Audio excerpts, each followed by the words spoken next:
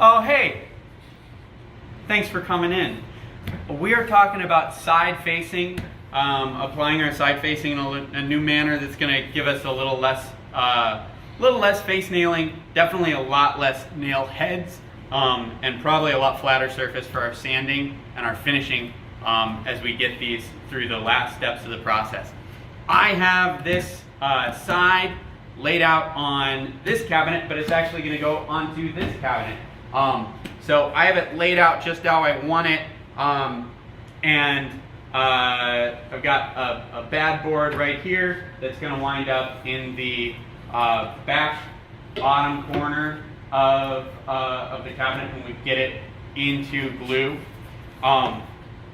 One thing, our 19-inch layouts are just under 19 inches, so we will want to lay out these boards from the front of the cabinet back, so we'll have a little bit of gap on the back edge, but that'll be okay. So we'll think about that. Now, the reason I laid this out is for appearance. We are going to have 4 cabinets on this particular store that one side-facing panel faces the front of the store. 2 on left cabinets and 2 on right cabinets. So as we get our layouts together today, we're going to be looking at the best layouts and trying to get two of our best layouts on left cabinets and 2 of our best layouts on right cabinets, and marking the opposite side of the cabinet so we know which ones we want facing the front of the store when we get in the store and have a million other things going on. I've laid these out also so that I can see where the joints are, because part of this process is placing these hold down stickers or battens or whatever, and nailing those with our larger nailer down to hold things in place. Particularly, I've laid out 3 seams right here that fell roughly in line, and I kind of shifted them around just a little bit so that I could get one batten over all 3 of these seams and hold them down as glue cures, and they won't peel up that way at all. So I'll have one on each end, and then the rest I'm going to try to get on seams where I can, and where I can't get them on the seams, I'm going to go ahead and add some 18 gauge smaller pin nails afterwards. So this kind of gives me that layout. We'll get this cabinet glued up, and the first thing that we'll do once we have glue on this cabinet is start moving things over, and our first set of nails will be a set of 18 gauge nails,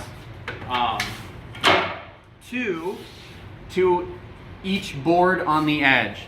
So we'll pin at the ends of each board on the edge, starting with the front again, and then we'll put everything in, and then we'll get everything nice and tight, and then we'll pin the back boards in place with the 18 gauge nailer, and then we'll put those battens on with the 16 gauge nailer, and then follow up with the 18 gauge, just checking to make sure everything's held down nicely, and then we'll be able to move on to the next cabinet.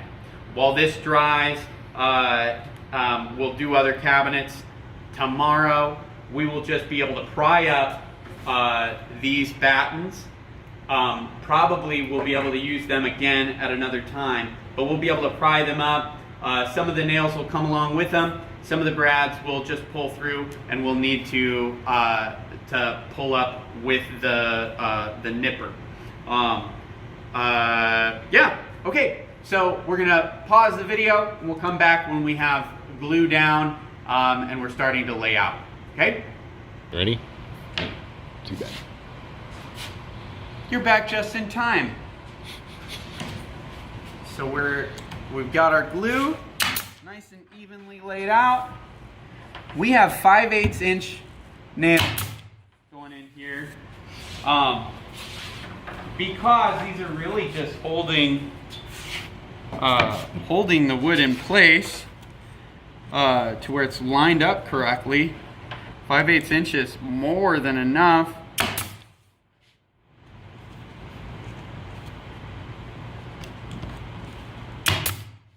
Assuming we can get them where they need to be. Probably gonna turn this one around this way. But I did make a little lengthwise adjustment on some of these to get those 3 in line, remember? So as I move rows over now, I'm going to be paying attention to what the overlap was. I'm trying to get that back where I can get those 3 pretty well in line again. We are using pink glue this time. I don't think we've decided whether pink or white is what we want to do or whether it makes a difference. I like the pink glue right now, but we'll see what happens.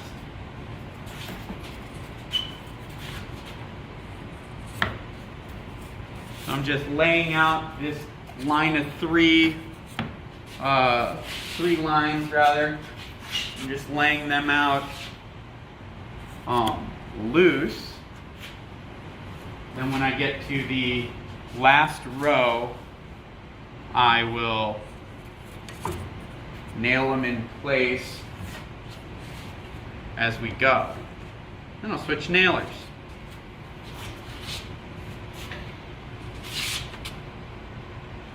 All the way. I'm looking. Yeah, I got this ugly one at the bottom back corner.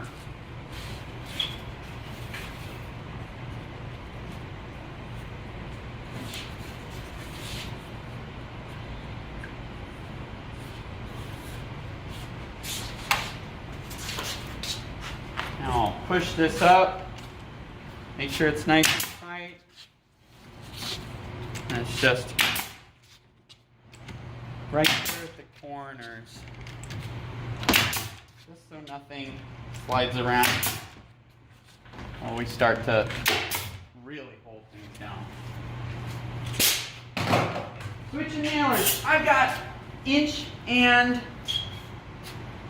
a half brads here, so hopefully I'm not burying these too much. I'm going to be looking as we go. I know I want one at the very bottom. I want to make sure I don't nail into the toe kick. So this is where I want to put a lot of weight and hold this down. It's not punching through yet, so.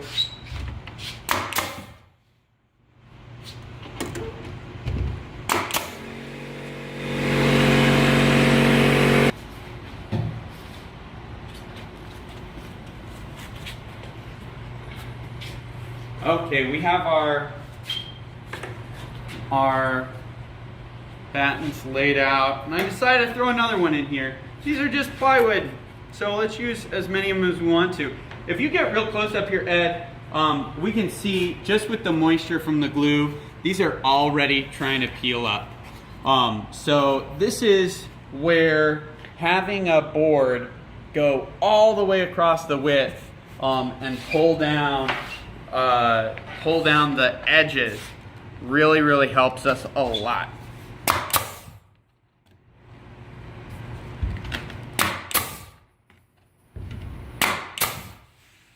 So now it's just so much flatter.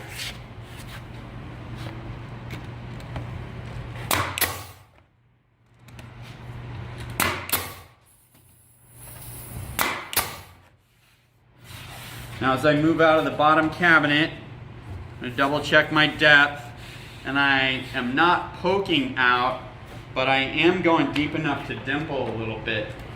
So, but I'm all the way out.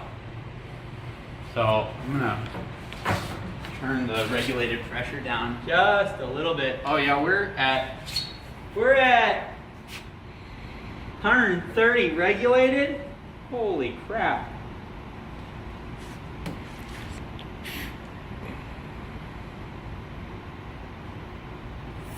That explains it. Okay, these guns operate at 100 PSI, so we should watch for that.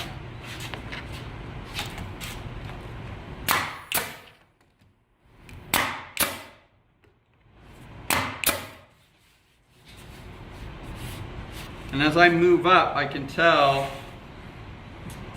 that this one was way more wavy before I had a board nailed down right below it.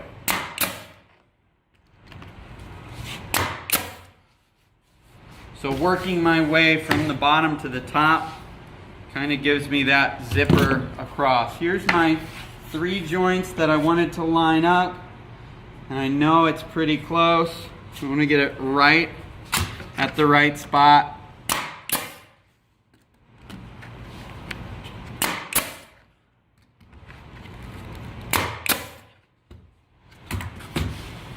And I'm doing considerably better on the amount of bubble I have on the back side right now. So that's good. This long board right here is really bowing out, but we're holding it down very well. I'm putting 3.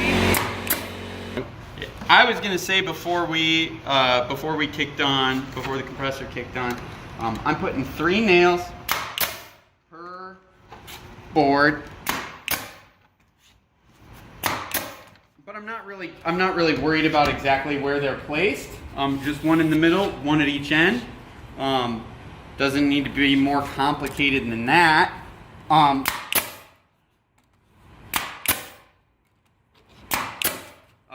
Because this way they're just going to provide some real even pressure. We have, one of the things that's important with this method is that we have facing that's very even in thickness.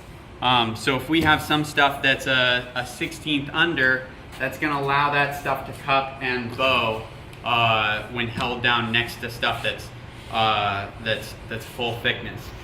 So that is one concern with this method that we need to be aware of. I'm not so much worried about these, about having a little unplaned surface, especially as long as I see that stuff and I double check that, yeah, it's held down pretty tight. It's not moving a whole heck of a lot. I do have a corner here that's a little loose.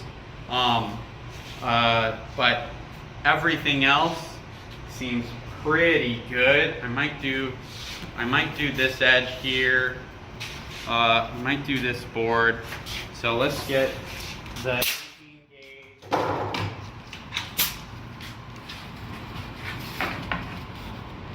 We'll just get this corner.